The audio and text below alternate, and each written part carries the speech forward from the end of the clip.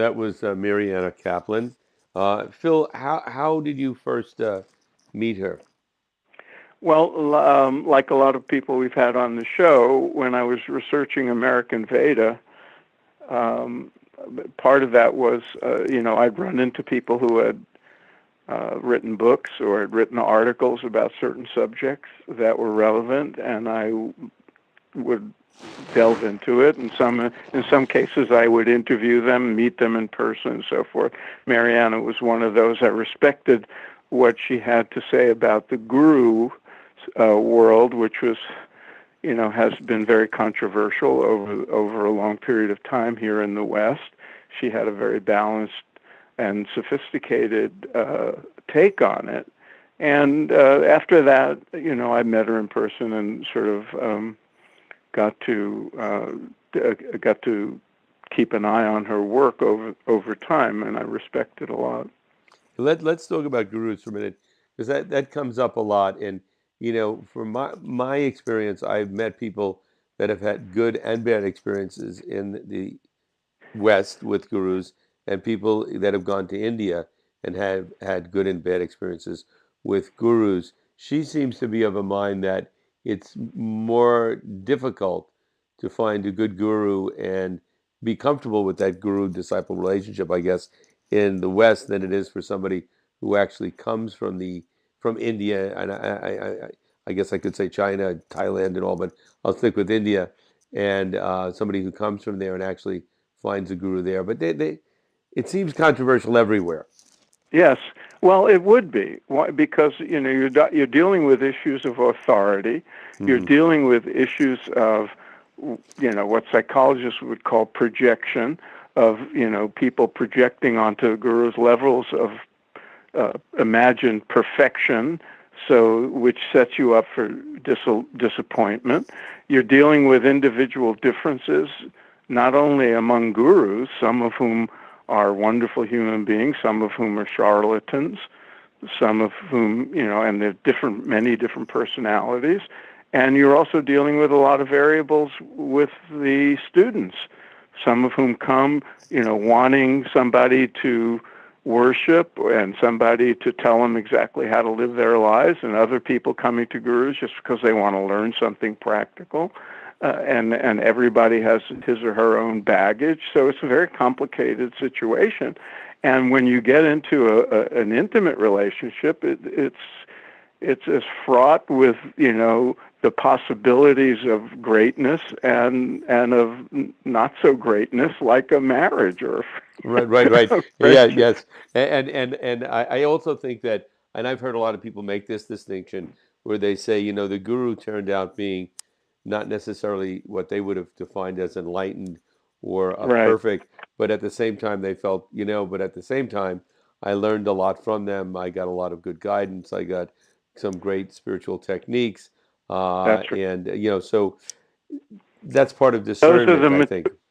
Yeah, that's part of the discernment, and her use of that term and her writing about it is very important because people often have given up their discernment in this, based on their own need to sort of give up their own authority to somebody who, like a parent, will tell them everything they need to know and guide their lives. Well, sometimes it doesn't work out for the best, and when if you become too dependent on that.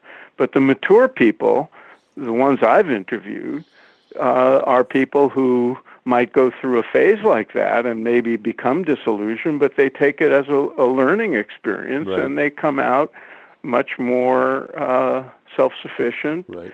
and don't throw out the baby with the bathwater. Right. Along these lines about because this is a subject that we come across often in when we talk about contemporary spirituality, and a lot of what we talk about has to do with Eastern spirituality or originating from there. I've also met people who I would call guru dependent.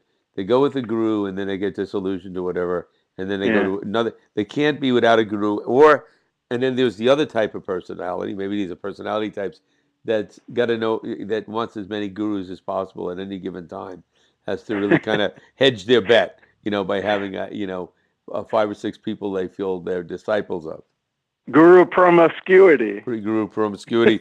And what did she call it? Spiritual, spiritually, spiritual. Spiritual bypassing is what she talked about, but that's a kind of a different issue. Hmm. But then there's a third type, Dennis. There's people who will refuse to have anything to do with gurus, Right, and you could take that to an extreme where you become so deluded with your own self-sufficiency that you're not open to guidance right, or right, somebody who might know more than you do about right. something. When we interviewed Zach Leary recently, when he talked about his father, Timothy Leary, how Timothy Leary was different than Richard Alpert, Bob Ramdas, because Timothy Leary was very, from childhood, anti-authoritarian and could Yeah. not get his head around a guru.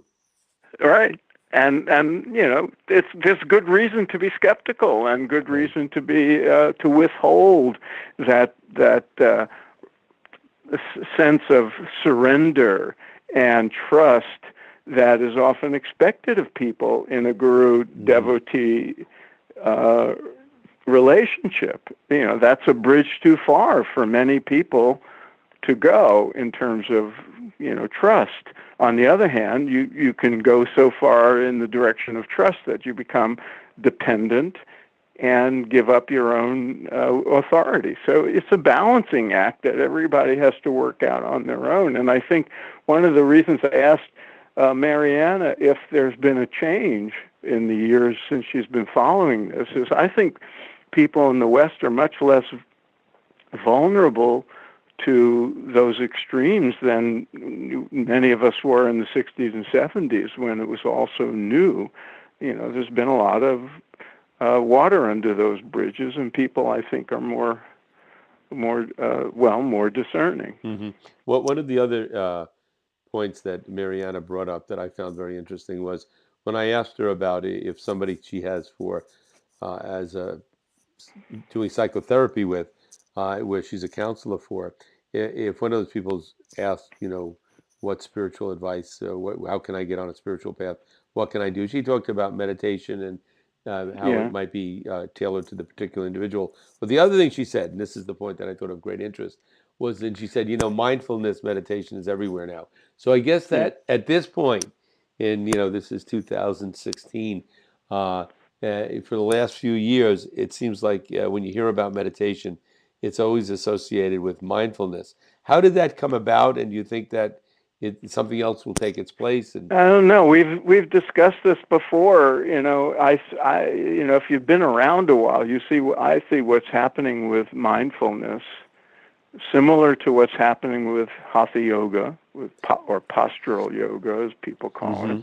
physical yoga, recapitulating what happened in the 60s and 70s with meditation. I mean, when you and I were involved with teaching TM, it was so big, so famous that people imitated it, people copied it, people ripped it off essentially, Hmm. and created all kinds of forms of meditation, essentially making it more secular, at least in appearance. But the question is, when you do that, what do you lose? What do you distort? And now mindfulness, it has become a catch-all household word, Right. and I think there's and it comes from a venerable Buddhist tradition of a certain type of mental practice, or more than one type of mental practice. Mindfulness is now a catch-all phrase for a lot of different things, but Vipassana meditation and certain attention-oriented practices from the Buddhist tradition have been secularized. So the question is anything being lost in that transition? That's as it was with meditation in the past. Hmm. It's who knows what's going to be Right, next. right. It's interesting too. When we interviewed Paul Mills, he's a professor at University of California in San Diego, and also heads up Dr. Chober's research institute in I think Carlsbad, California. I think what he said was the Dalai Lama endorsed at least some form of mindfulness meditation. And then there was a group that got behind it and has done a lot of research on it. So Yeah, we'll there's see what been happens. research on a lot of different forms of meditation Hmm. that come out of the Buddhist tradition. The Tibetan forms are different from the what we think of as insight meditation or mindfulness, but there's a lot of overlap. So these things are complicated, and what people read in the popular press, or when they Google mindfulness and get a guided meditation or something, it doesn't give you the whole picture. Hmm. So, Interesting. Well, we'll keep our listeners up to date. Our focus is contemporary spirituality, and if it's contemporary, it'll change over time, and we'll try to keep right. everybody up to date on that. And please be in touch with us. Let us know what you like, what you don't like, and what you'd like to hear from us, or what type of guests you'd like us to have in the future. So, Phil, until next Okay. time, All right, Dennis. happy sailing. All right, Take over and care. out.